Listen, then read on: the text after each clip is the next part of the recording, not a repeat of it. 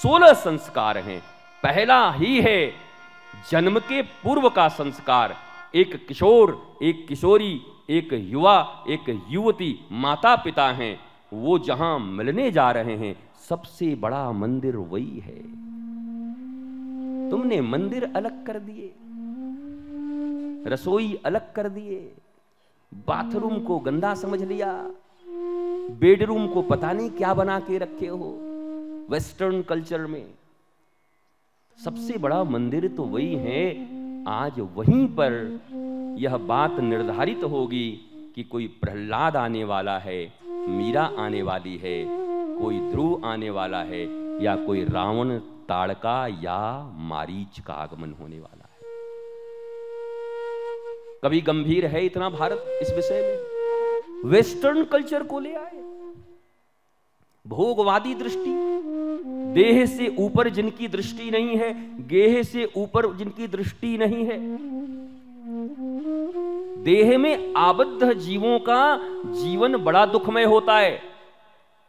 और मजे की बात यह है कि सारी दुनिया सुखमय जिंदगी जीने का प्रयत्न कर रही है, पर जिस कारण से होगा उस कारण को अपनाने को राजी नहीं।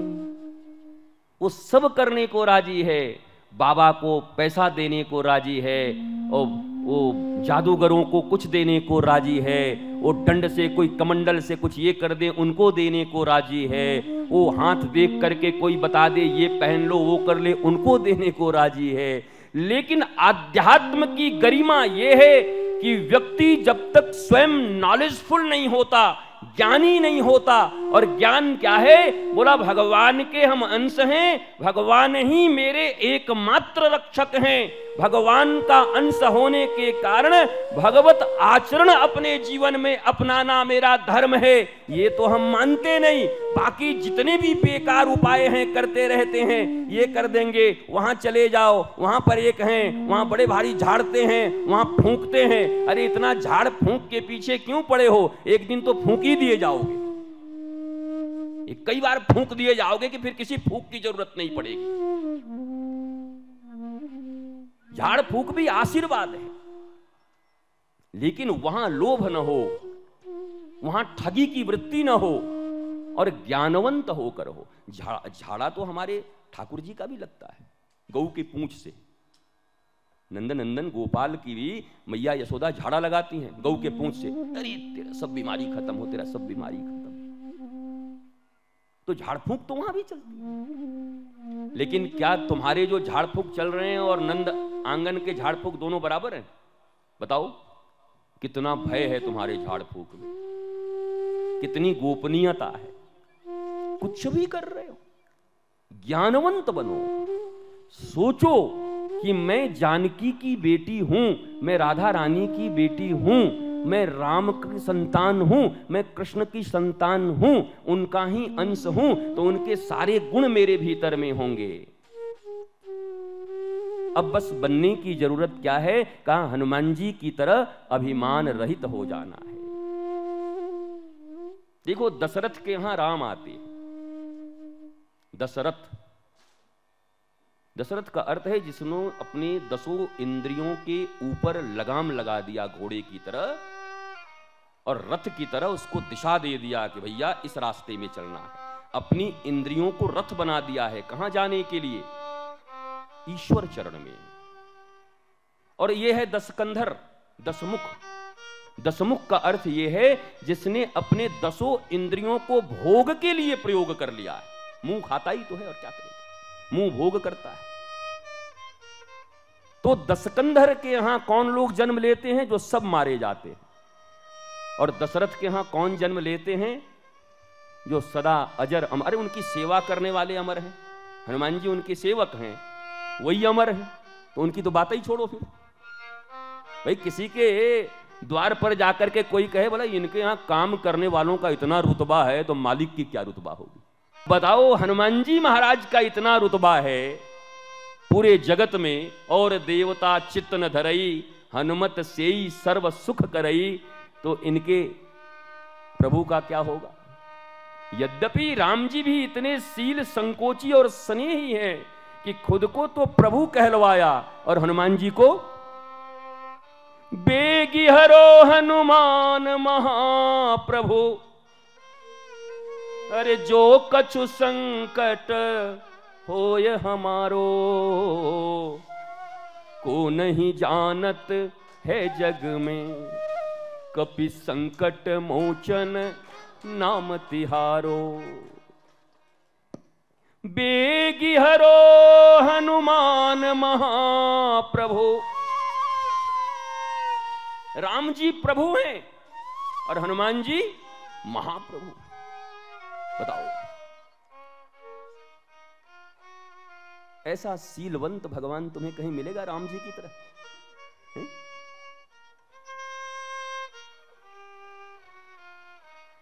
राम जी से दीनों का प्यारा तुम्हें कोई मिलेगा ठाकुर जी से? जो स्वयं प्रभु बने हुए हैं और दास को महाप्रभु, और सब तुम्हारे थ्रू होगा, बिना तुम्हारे कुछ नहीं होगा। राम दुआरे तुम रखवारे, होत न आज्ञा बिनु पैसारे। राम जी तक पहुंचना है तो फिर आ जाओ। और हमारे आपके जैसे कलयुगी लोग रहे तो क्या करें? एक आदमी की पत्नी खो गई मेला में, तो उसको किसी ने बताया कि जाओ किसी मंदिर में जाके कुछ चढ़ावा चढ़ाओ, काम बनेगा। राम जी का मंदिर था, चला गया। उस जमाने में 200 रुपया और लड्डू ले जाकर के रख दिया। पुजारी वहां अलग थे और ठीक उसके सामने हनुमान जी का मंदिर था, और दोनों एक ही में मंदिर था।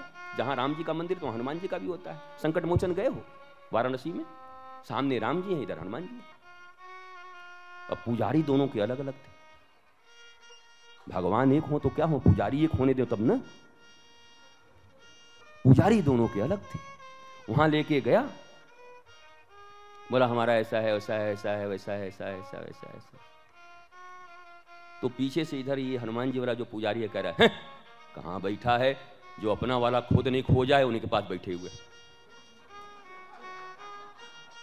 सामने जब देख रहा है कि कौन है यहां, यही खोजे थे। वो तो हे खग हे मृग करते चल रहे थे, कोई साथ नहीं दे रहा था। जामुन कह रहे तो हम तो बस 90 जाएंगे, अंगद कह रहा हम जाएंगे पर आएंगे नहीं। यही थे एकमात्र जो ले आए। ऐसा कन्विंस किया पुजारी ने कि थाली उठा के चला गया हनुमान जी की तरफ। बोला हो गया बहुत राम जी का। बात सही है भाई, हम लॉजिकल आदमी। बताइए, खुद नहीं खोज पाए थे इनका, और मस्त चढ़वाया अपना चढ़ावा, और दोनों पुजारी में फिर बोला हमारा ग्राहक भड़काता है। कलयुगी। नहीं तो हनुमान जी और राम जी का संबंध कैसा है देखो। स्वयं प्रभु अपने आप को प्रभु कह रहे हैं लोग, और अपने दास को महाप्रभु कह रहे हैं। रामचंद्र के काज संवारे। दुनिया में ऐसा कोई माई का लाल है जो राम जी का काज संवार दे? बताओ। सारी दुनिया राम जी के मंदिर के आगे पड़ी है, हमारा काज संवार दो। और एक माई, अंजनी माई का लाल ऐसा बैठा हुआ है जो रामचंद्र के काज संवार रहा है। वो भी मैया होगी, अंजनी मैया।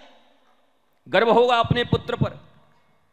अंजनी मैया ने हनुमान जी को कान में जाते समय कह दिया था, जरा सुन, राम जी की सेवा में जा रहा है। हाँ, भूल के अगर दोबारा मेरे पास आया तो ठीक नहीं होगा। मैं नाराज है क्या? बोला नाराज नहीं हूं। 1 मिनट के लिए भी अगर टाइम बर्बाद किया मेरे पास आकर प्रभु को छोड़कर, तो तू मेरे गर्भ से जन्मा हुआ नहीं होगा। ये अंजनी मां ने वरदान लिया था हनुमान जी। वो मिलेगी ऐसी मैया, ऐसी मैया लक्ष्मण जी की। लखन लाल की मैया जो है, क्या नाम है? सुमित्रा। जब गए लक्ष्मण भगवान से कहे हम जाएंगे, हम जाएंगे, आपके साथ जाएंगे, आपके साथ जाएंगे। अरे बोला भाई देख, एक बार अपनी माता से पूछ के आ जा जाके। कब से पहले तो मना किया, बोला माता से पूछ ले। और पूछने गए तो मैया ने पकड़ लिया लक्ष्मण को। बोला तूने हमारे दूध को लजवा दिया, हमारी दूध की लज्जा हो गई। अरे तू मुझसे पूछने आ गया, इसी में लज्जा हो गई मेरे दूध की। जब रघुनाथ ने तुमसे पूछा कि जाकर अपनी मैया से पूछ लो, तो वैदेही कहां थी? बोला जानकी वहीं खड़ी थी। अरे उन्हीं के चरणों में गिर करके पूछ लेता, क्योंकि वही तेरी सच्ची मां है। तो यहां तक क्यों आया? मेरे दूध को लज्जा क्यों दिलवाया? क्यों दूध